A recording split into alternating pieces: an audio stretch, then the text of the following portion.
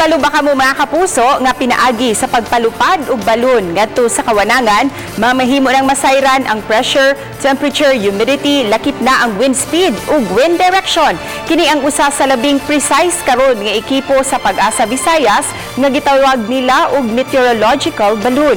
Ato kining sayran pinaagi sa RTV Presents ni Luan Mayron Dina. Simbolo sa pagmaya ug pagsaulog ang presensya sa mga balloon. Gani kanunay kining present sa bisan unsa mang okasyon. Kini usab ang paboritong duwaan sa mga bata tungod kay mamahimo kining maporma sa ilang paboritong mga cartoon character. Apan ang balloon, mamahimo usab di ay nga usa ka instrumento alang sa weather casting ug nowcasting. Sa Pag-asa Visayas, kaduha matag adlaw silang magpalupad og meteorological balloon. Apan sa dili pa nila kinibuhaton, gikinahanglan unang maandam ang tanang ekipo nga mulangkob sa upper air radio sounding system. Una, i-precondition una nila ang battery-operated sound transmitter nga may gidakon nga 6 inches by 2.5 inches. Aduna kini built-in sensors alang sa pressure, temperature, humidity, wind direction ug speed. Sulod sa 5 minutos ang pag-calibrate niini. Samtang nagpaabot nga mahingpit ang calibration, sugda na usab nila ang pag-inflate o pagpaburot sa meteorological balloon nga may gidakon nga 350 grams gamit ang hydrogen gas.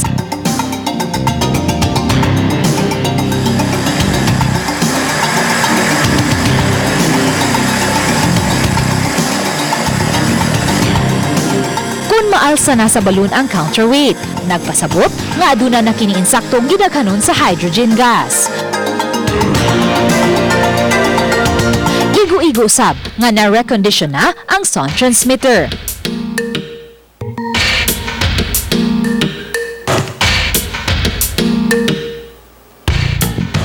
Gamit ang unwinders o string, ihigot ang sound transmitter ngadto sa meteorological balloon.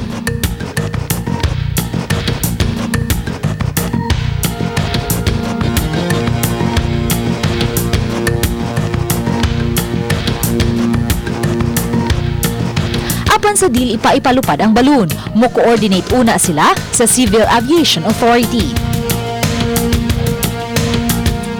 Basin disrupt sa frequency nga gigamit sa eroplano. And of course, basin mubangga ang balon, matabunan baron ang window sa pilot.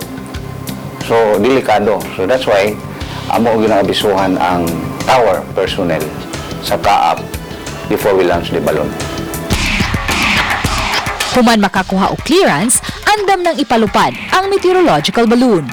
Alas 7:30 sa buntag ug alas 7:30 usab sa gabii ang mga schedule sa pagpalupad nila sa balloon. Mula nat og usa ka oras ngadto sa kapin usa ka oras ang flight duration ni ining meteorological balloon una kini hingpit nga mobuto ngadto sa kawanangan. Base sa nahipos nga data sa Pag-asa, anaa sa 30 kilometers gikan sa ground ang labing taas nga altitude nga natala niini. Magdepende sa wind direction ang pagpalupad sa balloon ug samtang naglupad kini ngadto sa kawanangan, matag segundo kining magpadaog data ngadto sa sound processing system nga konektado sa CPU. Ang weather forecasting nag-include of different levels in the atmosphere analysis before ka maka-arrive into the whole forecast. So, we have an equipped basic meteorological instrument, mga thermometer, barometer, on the ground. So, it has a limitation up to 10 meters lang. So, to fill in the limitation, we'll be using the upper air radio sounding system. Moabot sa 17,000 pesos ang magasto sa Pag-asa matag higayon nga magpalupad sila og meteorological balloon. Gikan sa nasod sa Finland ang supply niini. Ang accessories will be used once lang. Okay?